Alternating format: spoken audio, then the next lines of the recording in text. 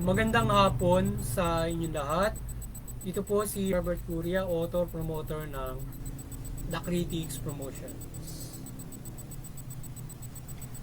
Ang ating boses at konstruktibong kritisismo, opinyon, komentaryo at konsultasyon sa linggong ito. Kakibat ang ating pananalig sa ating banal na Panginoon Diyos, banal na Panginoon Kristo at gabay ng kalingwan ng kaliban na Santa Maria, ay hinggil sa issue ng ating tinunghayan ay DOJ scores perfect resolution of public concerns, complaints, at index crimes down to 13% from January 1 to November 8 according to PNP. Ang ating DOJ ay 100% na-actionan yung mga reklamo sa 888 o Citizens Complaint Center at nasa 202 complaints ang nare-resolve agad nila sa loob lamang ng 72 hours sa loob ng ilang buwan. So yun, according to DOJ ay 100% na-action na nila yung mga reklamo sa Citizen Complaint Center, yung 888 na inilunsad ni Pangulong Duterte nung nung panahon niya pa, administrasyon pa niya. So hanggang ngayon, suportado pa rin niya ng ating pamalaan mula administrasyon Marcos, pag hindi OJ, at according to them ay 100% na action nila yung kanilang mga reklamo diyan na from 88 yung mga mga tungkol sa mga katiwalian ng mga abuses in the government, yung mga reklamo diyan. So sa Bagong Pilipinas ay naihatid ang serbisyong hustisya ng lubos ayon sa ating sect of DOJ. So yun, dito sa ating Bagong Pilipinas ay ang serbisyong hustisya ay naihatid yung justice sa Bagong Pilipinas yan. So ayon naman sa PNP ay bumaba ng 13% ang crime rate sa loob ng 10 buwan mula January 1 to November 5. Yan. So according to PNP, 13% ang ibinaba ng crime rates from January to November 5. Yan. So bagaman 13% na ibinaba niya compared to last year. Yan. From the same administration. Yan. So ibig sabihin nag-iiba yung ang peace and order o yung pag serbisyo ng ating PNP for the peace and order. So bumaba pa ng 13% from the past. So according to the last din, so pababa yung kanyang crime rates.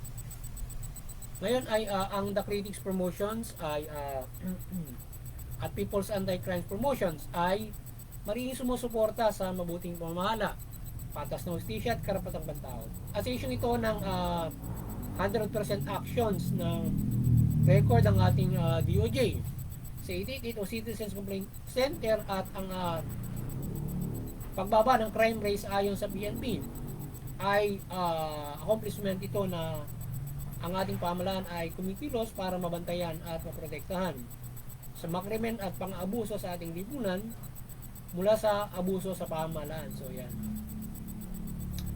So yan, ayon sa ating ayon sa ating natunghayan na ito na yung sinasabing 100% na action ng DOJ yung mga complaints against sa mga abuses ng government.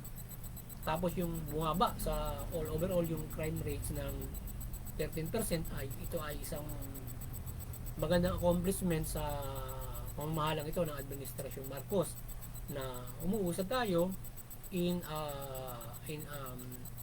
implementation of justice, peace and order in our country. At ang ating Bagong Pilipinas from DOJ at PNP ay maigting ang pamamahala in peace and order to obtain this accomplishment. So maigting yung ginagawa nila pamamahala para ma-obtain nila yung accomplishment na ito. At sana yung mga nakaraan, yung mga halimbawa nga yung mga unresolved cases at nagiging patuloy pa ay patuloy na ito ma-resolve. So sana maganda na natuldukan nila yung nagawa ng mga abusado na yon na na-actionan nila. So yung mga hindi pa na dapat ninyong maaksyonan ay inyong aksyonan. Lalo na yung alam nyo na talagang dapat aksyonan, even hindi nakareklamo sa inyo, aksyonan nyo para hindi ito lumaganap na kriminalidad yung mga nakaraan and in your present time, syempre. So yun nadatnan nyo, syempre from this administration. So syempre yung mga yung sa panahon nito may nadatnan napakaraming krimen. May nakareklamo, mayroong hindi. Mayroon na re-resolba at sana ay ma-resolve lahat. Either ito ay complaint at maaaring hindi pa nakareklamo na maaaring ito ay nasa inyo ng mga intelligence or nasa inyo ng kaalaman na mayroong ganitong nangyayari to hindi na necessary kinakailangan ng isang tao na ireklamo yung crime na nangyayari. Halimbawa siya yung particular para ikaw ay maka-action ng ating pamahalaan. Either lalo na halimbawa mayroong isang tao na mayroong halimbawa mga wala ng ginawa ng krimen, pinatay. So paano rin magreklamo ang isang patay, di ba? Wala na siyang wala na siyang magreklamo para sa kanya. So the government and the concerned citizen siya yung tatayo para doon sa tao na yun. So kaya kung may mga kaya yung ganun, syempre yun ang sinasabi na wala mareklamo, the government should look up and should action kahit walang reklamo. So kaya sana ay doon sa inyong accomplishment na yan, ito sana ay patuloy na magpaigting ng patas ng hustisya yung ating pamahalaan para umiral yung patas ng hustisya sa ating bansa. At yung mga nabibiktima ng mga abusado sa pamahalaan at maging ng ordinaryong mamamayan din sa kapwa mamamayan ay nare-resolve ba. At ito ay yung ating inequality injustice ay unti-unti nang babago. So sana sa administrasyon ito, yung inequality of justice makapagsagawa ng maigting na pagbabago ang ating administrasyon ng bagong Pilipinas na na-incur na mga inequality of justice mula pa sa mga nakaraang panahon na hanggang ngayon ay mayroong inequality of justice. Yan na may alam ninyo na alam naman ng lahat dyan at alam ng ating pamahalaan. But accordingly, so nakapag ang ating namang DOJ, PNP ay nagpapaigting ng kanilang ginagawa from bagong Pilipinas na meron silang nagagawang gano'n na nakaka-action. I hope hindi lang yan yung mga na dapat I hope yun na, sa tingin ko ay hindi lamang yan actionan nyo na yan ang dapat yung actionan. Marami pa kayong actionan sa tingin ko na dapat yung patuloy na ma-actionan.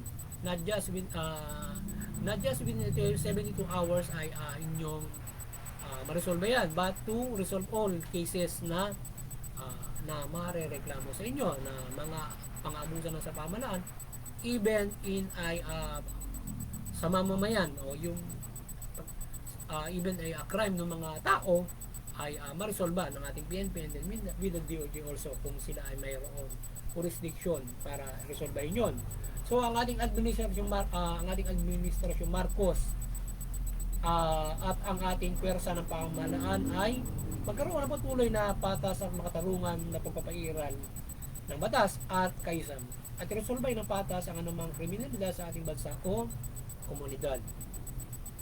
Marami ang naaabuso at nabibiktima ng krimen sa bansa at kailangan ng mamamayan ng pamahalaan na aksyon ng patas at makatarungan at maprotektahan laban sa kriminalidad. So pag-ibayuhin ng mabuti ang ating pamahalaan ang pag-aksyon kung saan hindi lahat ng krimen na aksyonan ng patas, lalo na maraming abuso sa hanay ng ating pamahalaan kakibat ang kriminal sa ating bansa. So yan. So sana ay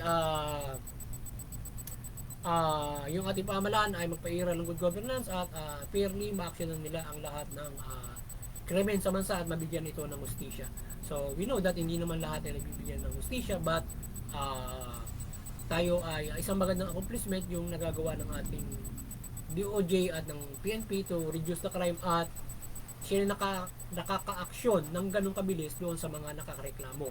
So maybe hindi pa yun ang lahat ng na-actionan ng mga krimen sa bansa from that 202 cases. Maring hindi lang 202 cases ang krimen sa bansa at pang-abuso ng mula sa pamahalaan. Mayroong hindi pa nakareklamo na maaaring dapat ay maaksyonan ng ating DOJ, even the PNP ay ma-maintain yung peace and order and equal justice na mapag-ibayon nila ito at walang taong naagrabyado sa bansang ito ng mga abusado sa pamahalaan or even in our society na mayroong tao na makakaabuso ng krimen sa kapwa-tao niya, na mayroong mayaman o even mahirap man o ano makatatayuan sa buhay, anumang sektor na nakagawa ng krimen, hindi sila dapat mangibabaw at makapang-abuso na mapagsamantalahan nila na magawa ng krimen ng sino man tao at hindi sila mananagot.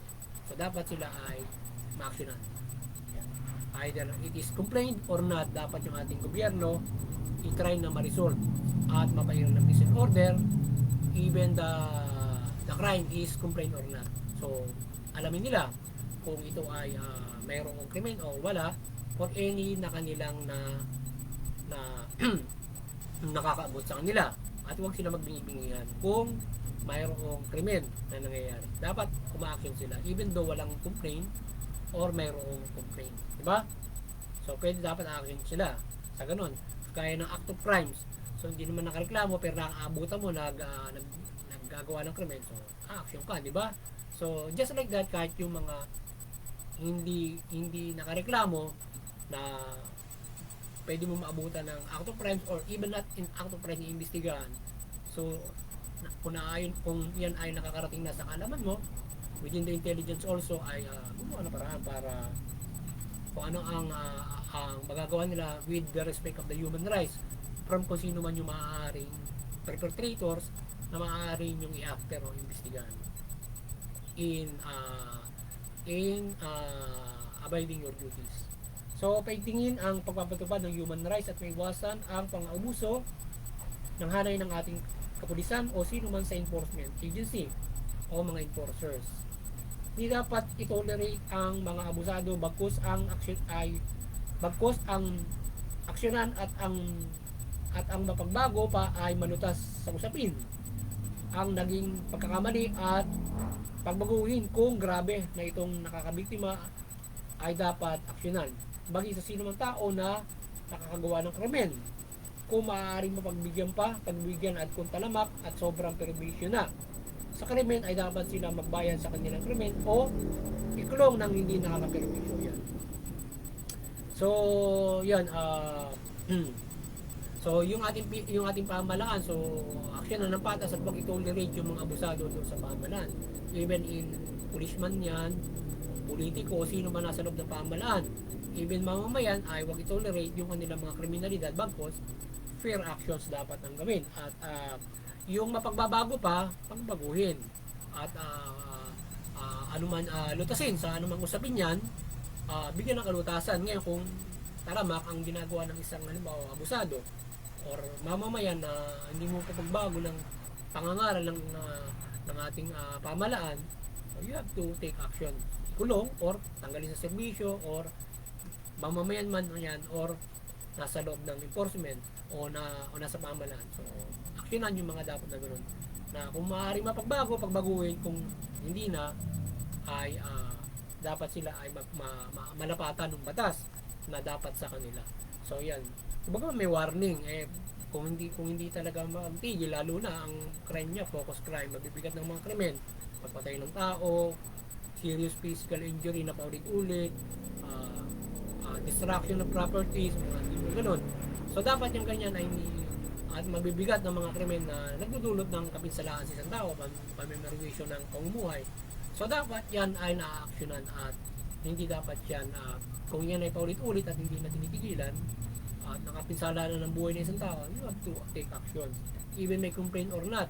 Kasi ang lalong-lalo na yung mahirap, hindi makapagreklamo, gastos at natatakot sa pang-abuso na maaaring yung nireklamo, ma-impluensya, di ba?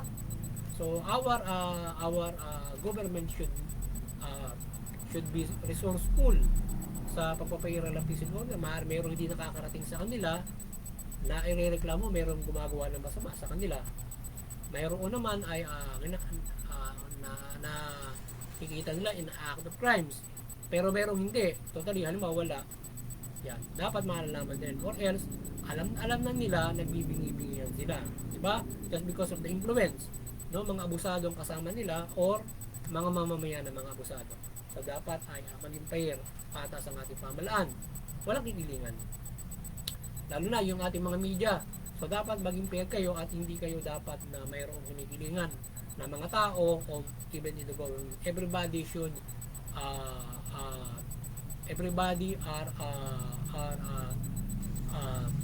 kinakailangan ay matamasa nila yung patas na katarungan.